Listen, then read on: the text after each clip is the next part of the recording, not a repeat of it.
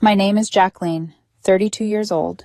I hadn't even taken my coat off when my mom said it, standing near the tree with a wine spritzer in her hand, barely looking at me, her eyes fixed on my daughter like she was something foreign, like the small bundle on my hip didn't belong in her house. "Why did you come to Christmas?" she asked, not with surprise, not with warmth, but with the sharp impatience of someone who believes they have the right to question your presence. My 9-month-old baby had just woken up from the drive, cheeks flushed from the cold, her tiny hand clutching the edge of my scarf, not crying, not fussing, just quiet and curious, trying to make sense of the lights and the smells and the unfamiliar voices, but none of that mattered to my mom.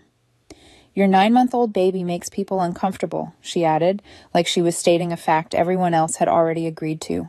I stared at her, standing there with my winter coat damp from melted snow, my back aching from the long drive, my body still not fully recovered from mastitis the week before, and the exhaustion of new motherhood sitting behind my eyes like a weight I couldn't put down. I hadn't come expecting much, just a normal Christmas, just a few hours where someone might look at my daughter and smile and say her name, but even that was apparently too much. My dad hadn't even looked up from whatever football game was on, and when he smirked, it was like a punchline had landed. "She's right," he said, voice casual, amused. "Sit this one out." In that moment, it wasn't just the words. It was how easy it was for them to say them, how practiced they sounded, like they'd been waiting for the chance to remind me where I ranked. I stood there holding my baby with one arm and a giant reusable shopping bag full of carefully wrapped gifts in the other. I'd spent 3 days picking them out, imagining my nephews' faces, choosing colors and sizes, folding tissue paper carefully, the way I always did, like effort could substitute for belonging. No one offered to take the bag. No one asked how we were. My sister Jenny walked in from the kitchen already on her second mimosa and looked at me like I'd tracked in something foul. One of her kids was sitting on the floor playing with a new iPad, probably from me, if last year was any pattern. Jenny didn't say hi either. She just flicked her eyes over my baby and then back to my face like she was daring me to make a scene. I shifted my daughter higher on my hip, feeling her warm breath against my neck, and I realized something I didn't want to realize. They weren't uncomfortable with my baby. They were uncomfortable with me not being convenient. A baby meant I couldn't just show up and absorb their insults quietly. A baby meant I had limits. A baby meant I had something more important than them. And they hated that. So I told them calmly, "If I'm not welcome, that's fine, but you all need to know this is the last time I do this." My mom blinked like she didn't understand the language I was speaking. Jenny scoffed under her breath. My dad chuckled like I was being dramatic. I looked straight at all of them and said it without emotion, because emotion was what they expected from me, and they had used it against me for years. "If you don't want me or my daughter here, then I will stop financing your lifestyle." It shut them up for a second. Just a second. Then the laughter started, but it wasn't the kind that lightens the room. It was mocking, satisfied, like they were watching a child threaten to run away. My dad actually clapped once. Jenny leaned against the kitchen doorway and said something about postpartum hormones, like my boundary was a symptom. My mom muttered something about me always needing attention, like I'd driven 2 hours through snow with a baby for attention. They said the words in the same tone they'd always used when they wanted me to shrink back into my role. I didn't flinch. I didn't argue. I didn't defend myself. I just said it again, slower this time, so there could be no confusion. "You will not receive another dollar from me." Then I listed it, not as a threat, but as a reality, like I was reading off a contract I'd finally decided to terminate.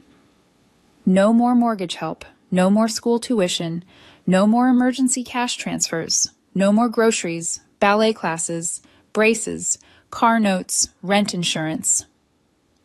My daughter shifted against me, and I kissed her forehead instinctively, because the room had turned cold in a way that had nothing to do with weather. "You've all lived off me like parasites for years, while making me feel like I'm the burden." I walked into the living room, set the bag of wrapped presents on the floor next to the fireplace, and for a second I almost laughed at myself for how symbolic it felt, like I was placing down a part of my old life with it.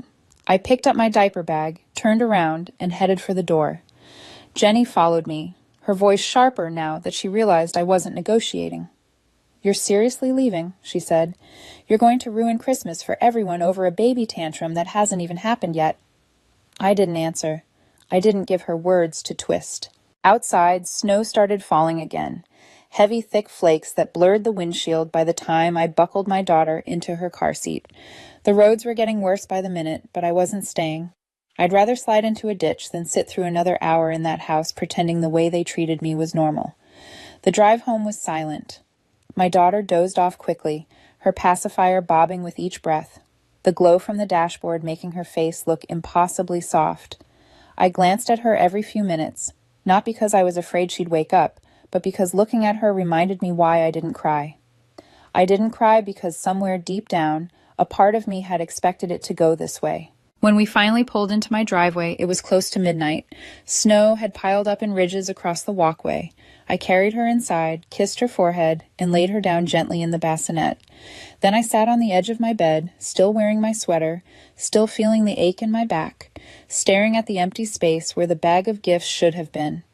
I realized I hadn't even labeled the presents with names. I had memorized each one, who it was for, what I'd thought when I bought it, as if knowing them by heart meant I belonged. I thought maybe they'd open them and feel something.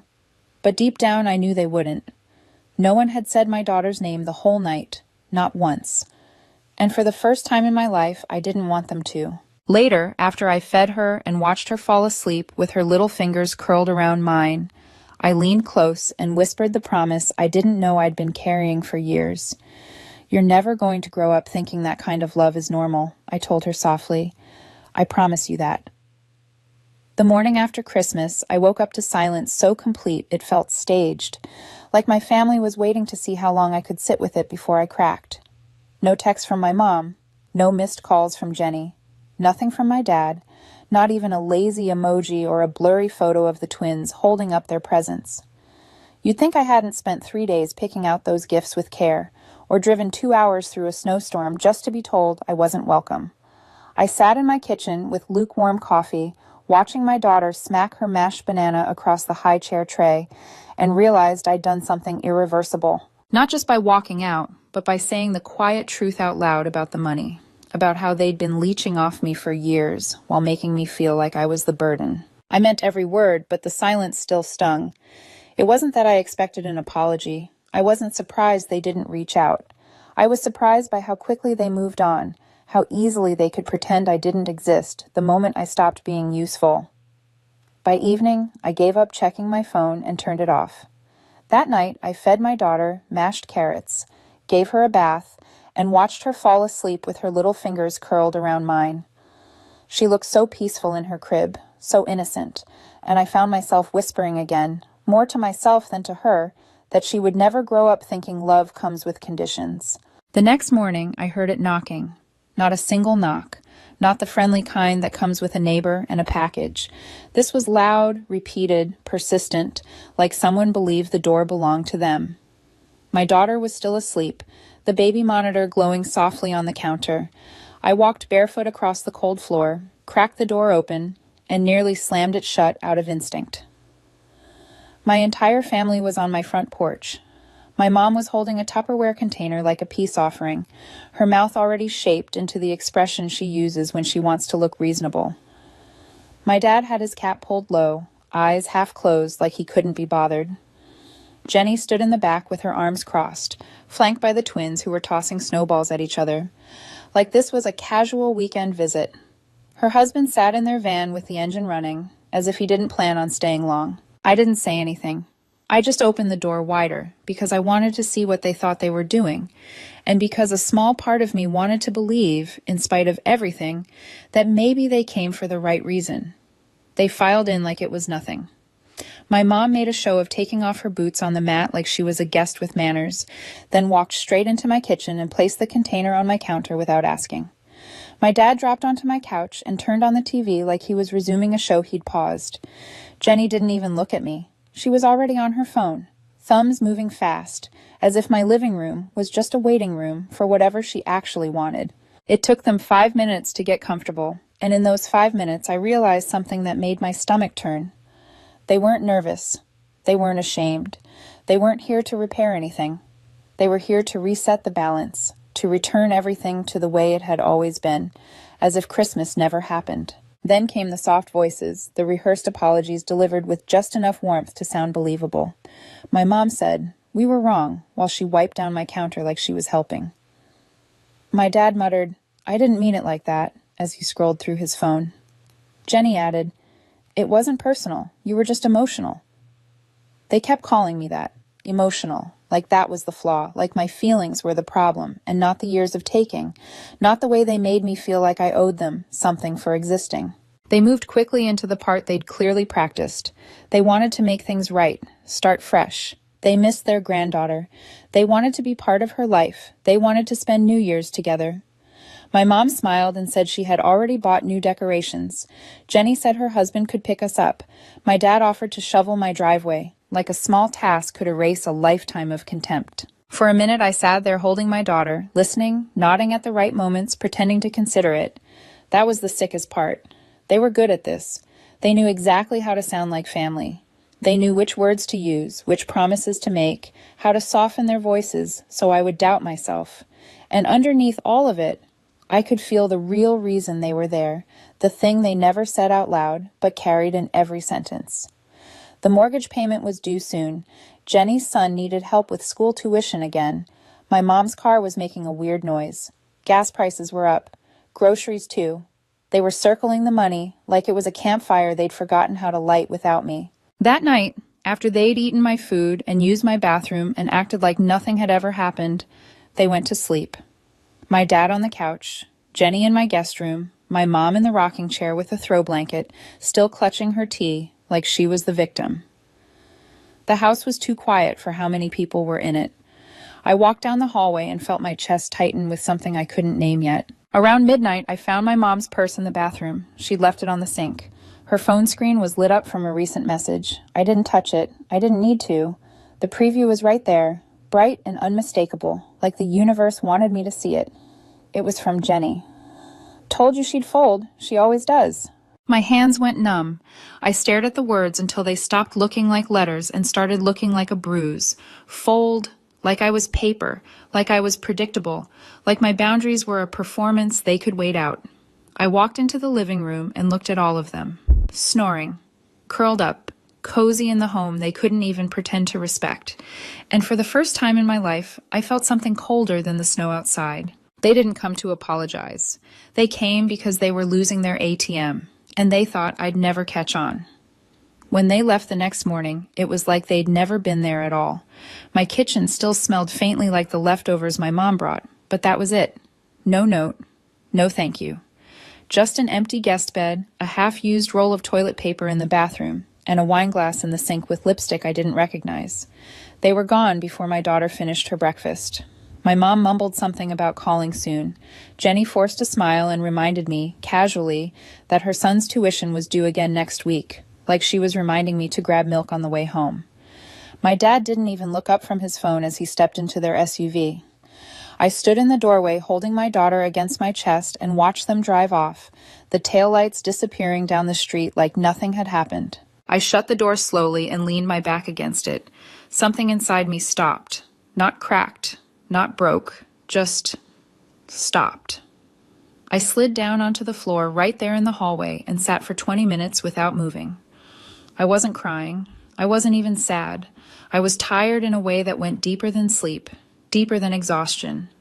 It was the kind of tired that comes from carrying a weight for so long you forget it's optional. By noon, I had my bank app open. I hovered over the scheduled payments I'd set up months ago. Mortgage help for my parents. The prepaid balance for Jenny's kids' school. My dad's insurance premium. Everything I'd been quietly covering for the last year and a half. I didn't cancel them yet. I stared at the numbers like they might rearrange themselves into something that made sense. I told myself maybe they really were sorry. Maybe they were just clumsy. Maybe I was being too harsh. That thought lasted until my phone rang. It was Aunt Linda. We weren't close. She was my dad's older sister, widowed, no kids, the kind of woman who sent birthday cards with perfect cursive and left family gatherings early, without explanation.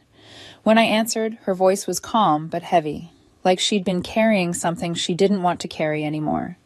She asked if I was alone. I told her yes. She asked if she could tell me something she'd heard. I told her she could say whatever she wanted. She didn't ease into it. She told me she'd stop by my parents' house the day after Christmas to drop off a box of dishes. Nothing serious. When she walked in, they were laughing. Not just laughing, but laughing about me. My mom called me hysterical. My dad said I thought they needed me, but I'd come crawling back. Jenny joked that I was broke emotionally, not financially, and that was the worst kind because I'd crack first. Linda said they talked openly about it, like they were planning a weekend trip. They said they'd give me a few days, then show up, act sorry, bring the kids because that always works, and get me back where they wanted me. My dad said, "We've got her wrapped." Wrapped. That word hit harder than everything else she said. Wrapped like a package, wrapped like a thing, wrapped like I was something they could put back in place when it suited them. Linda paused on the phone, then said she almost didn't call me. She didn't want to get involved, but after hearing how sure they were, how confident they were that I'd fold, she couldn't ignore it. She said she'd always known they leaned on me, but she hadn't realized how deep it ran, how cruel it had become. I thanked her. That was all I could say. When we hung up, I walked straight back to my bank app. I didn't hover this time. I canceled everything. Mortgage assistance gone. School tuition canceled.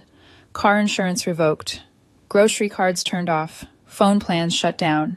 Emergency transfers ended. Every string they could pull, I cut. Then I blocked every number. My mom, my dad, Jenny, her husband. Within an hour, the calls started from unknown numbers. "Hey, what's going on?" "Pretty sure the bank glitched." "You didn't mean to cancel all that, right?" Then the guilt followed. "How could you do this to your own family? You're punishing the kids. This is unfair. You're overreacting." I didn't respond. By evening, the tone shifted. Jenny sent a long message from a new number reminding me who was there for me when my husband left. My dad sent a single line, "You're on a power trip." Then silence. I stood in my living room holding my baby, watching her reach up for the ceiling fan like it was magic, and I realized something that made me straighten my spine. They hadn't underestimated me. They had forgotten who they were dealing with. The next morning, Jenny left 2 voicemails from another new number. The first started with, "Hey, I think there's a glitch with the bank," and ended with, "Call me ASAP." The second was sharper. By noon, my mom was emailing me from 3 different accounts, all versions of the same message. Confused, concerned, family is forever. Don't let one fight ruin everything. She reminded me, again, that I was emotional. She reminded me that they tried. I didn't reply. I was sitting at my kitchen table drinking tea when another message came in, this one from Jenny's husband. He said he didn't want to get involved, but I should know my mom was losing it, talking about lawyers, saying I stole from the family. That's when it really hit me. They weren't just upset, they were panicking. For the first time in years, they weren't in control. That afternoon, I started getting messages from people I barely knew. "Hope you're okay. We should talk." "Your mom's not well. You're hurting everyone with this stunt." I turned my phone off. Instead of spiraling, I logged into every other account I'd ever connected to them. Utilities, medical subscriptions, school emergency contacts, grocery balances. I removed my name from all of it. I even called the school office and told them I was no longer the financial contact for Jenny's twins. They didn't ask why. Then I opened a spreadsheet. 2 years of transactions, gift cards, mortgage top-ups, last-minute rent checks, car repairs, therapy bills, medications, streaming services. It added up to more than I made the year I graduated college. I stared at the total until it stopped feeling abstract. I hadn't been helping them. I'd been funding their lives. Around 3, the doorbell rang. No one was there. Just a box on my welcome mat with my name written in black marker. Inside was a framed photo from Christmas 3 years ago. Me on the floor laughing with one of the twins. Taped to the back was a note. "You were happy once. That's the version of you we miss. Think about that before you ruin what's left." No signature. Just manipulation wrapped in nostalgia. I put the photo face down on the counter and turned on every light in the house. That night, I moved my daughter's crib into my bedroom. I didn't think they'd do anything reckless, but I also didn't trust them not to. While scrolling aimlessly, I saw a vague post from an old family friend about people forgetting who raised them. My mom's name appeared in the comments 3 times. She was spreading her story already. I leaned back on the couch and smiled because she had no idea how much worse it was about to get for them. It started quietly, the way real consequences always do. Not with shouting or dramatic confrontations, but with small systems failing all at once. The first alert came from my email, a generic notification I almost ignored because it looked like spam. Jenny's credit card payment had been declined at a dentist's office. I knew it immediately because the account was still tied to my email from when I'd helped her set it up the previous summer. It was for one of the twins, a routine cleaning I'd been quietly covering for months without saying a word. Less than 5 minutes later, my phone buzzed with a text from an unfamiliar number. "Hope you're happy. They had to reschedule. The twins were embarrassed." I stared at that last word for a long time. Embarrassed. Not ashamed of how she'd laughed behind my back. Not embarrassed about the manipulation. Embarrassed because the money stopped. An hour later, my mom emailed me again. This time a single sentence. "We're all very disappointed in you." I didn't open it. I didn't need to. I archived it and moved on because I could feel the shift happening. They weren't angry anymore. They were unraveling. Jenny's school payment was declined next. I found out when the school office called me directly, assuming there had been a mistake since I was still listed as the financial contact. I told them calmly to remove my name from everything. The woman on the phone didn't ask questions. She just said she'd take care of it. That evening, my dad finally reached out. He used a new number, probably a burner, and left a voicemail that almost sounded reasonable if you didn't know him. He said things had gotten out of hand. He said he didn't agree with everything my mom and Jenny had done. He said I was making this too big. Then he said he missed his granddaughter. He asked if I'd call him, just to talk, just to see if we could work something out. I played the message twice. Not once did he say he was sorry. Not once did he mention Christmas. Not once did he ask how I was holding up as a new mother. He just wanted the benefits back in motion. The smear campaign followed right on schedule. A mutual friend messaged me out of nowhere, saying she didn't want to stir anything up, but my mom had been talking. She was telling people I'd become cold, that I was taking things out on the family, that I might be having some kind of breakdown. I read it without surprise. It still stung, but not because it was true. It stung because I knew my mom believed it could be. That's how little she trusted me to know my own mind. I replied with a simple thank you and closed the chat. A few minutes later, another message came in. "Aunt Linda posted something. You should see it." I opened Facebook and felt my chest tighten. Linda hadn't named names. She didn't have to.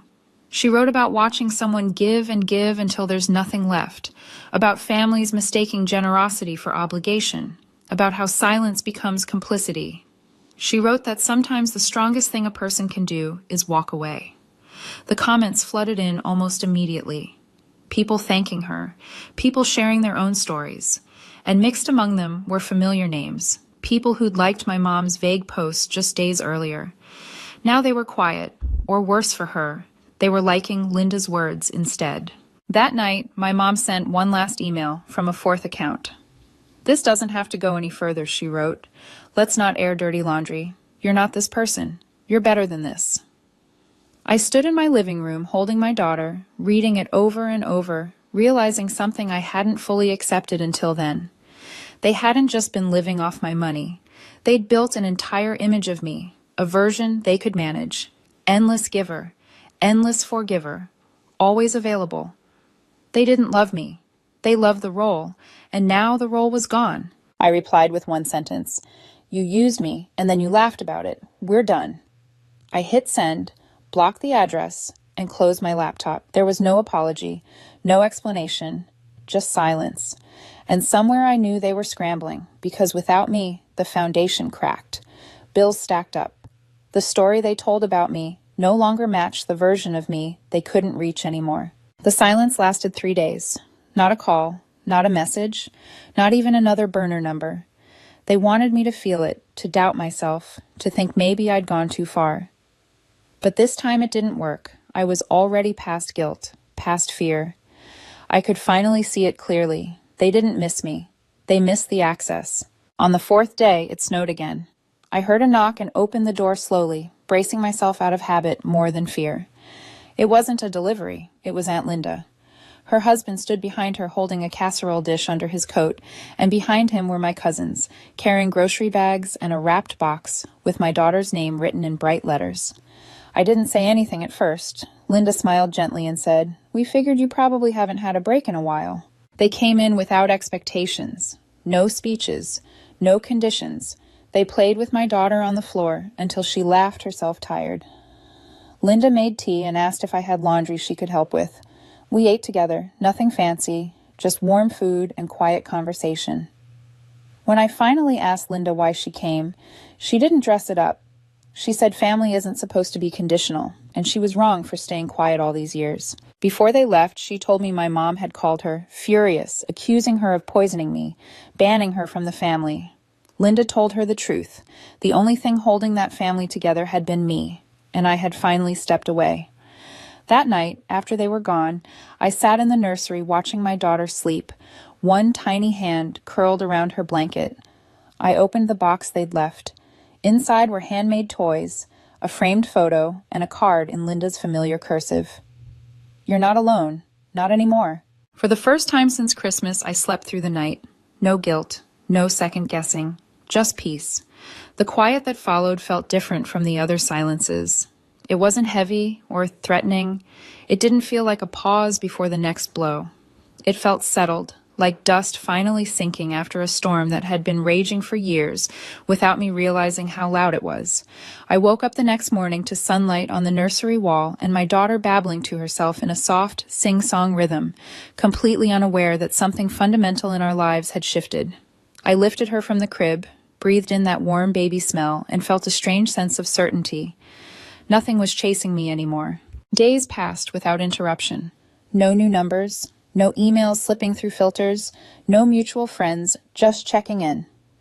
My parents and Jenny had gone quiet, not because they understood, but because they had no move left that didn't expose them further. Control only works when the other person still wants something from you. I didn't. And that was the part they never planned for. I went back to routines I hadn't realized I'd abandoned. Morning walks with the stroller, even when it was cold. Cooking real meals instead of grabbing whatever was fastest. I started leaving my phone in another room without anxiety, without that constant low-level dread that someone would need something from me. The house felt lighter. Even my daughter seemed different, calmer, like she could feel the absence of tension the way animals do before humans admit it's there. About a week later, I ran into an old neighbor at the grocery store. She smiled warmly and asked how my parents were doing. The question didn't sting the way it used to. I answered honestly but simply that we weren't in touch right now. She nodded like she understood more than she said and changed the subject. That was the moment I realized the story my family told about me no longer had power outside their circle. People see what they're ready to see, and some of them had been waiting for me to stop pretending. A few days after that, a final email slipped through before I fully locked everything down. It was from my dad. Short, controlled, almost polite. He said he didn't recognize me anymore, that family shouldn't be handled like business accounts, that someday I'd regret this. I read it once, felt nothing rise in my chest, and archived it without responding. He was right about one thing. I didn't recognize myself anymore, and that was the point. That night, I stood in the nursery again, rocking my daughter while the house settled into its nighttime sounds. I thought about the version of me who drove through the snow to Christmas, aching and hopeful, still believing effort could buy safety. I thought about how carefully I'd wrapped those gifts, how much of myself I'd folded into every obligation. I felt a wave of sadness for her, for that version of me, but it wasn't regret, it was compassion. I kissed my daughter's forehead and whispered something different this time. Not a promise fueled by anger or fear, but one rooted in clarity. I told her she would grow up knowing what love looks like when it's not transactional, that she would never have to earn her place in a room, that walking away doesn't mean you failed. Sometimes it means you finally chose yourself. I didn't rebuild bridges. I didn't send updates or olive branches. I let the distance exist. Some relationships don't need closure conversations. They end the moment you stop participating in the lie that holds them together. My family lost access to me, and in losing that, they lost the version of me they'd depended on. What they did with that loss wasn't my responsibility anymore. One afternoon, weeks later, I took the card Aunt Linda left and pinned it inside the closet door where I'd see it every morning. You're not alone, not anymore. It reminded me that family can be chosen, that love can show up quietly without conditions or debt attached. It reminded me that I didn't destroy anything. I stepped out of something that was destroying me. And for the first time in my adult life, the future didn't feel like something I had to manage for everyone else. It felt open. It felt honest. It felt like mine.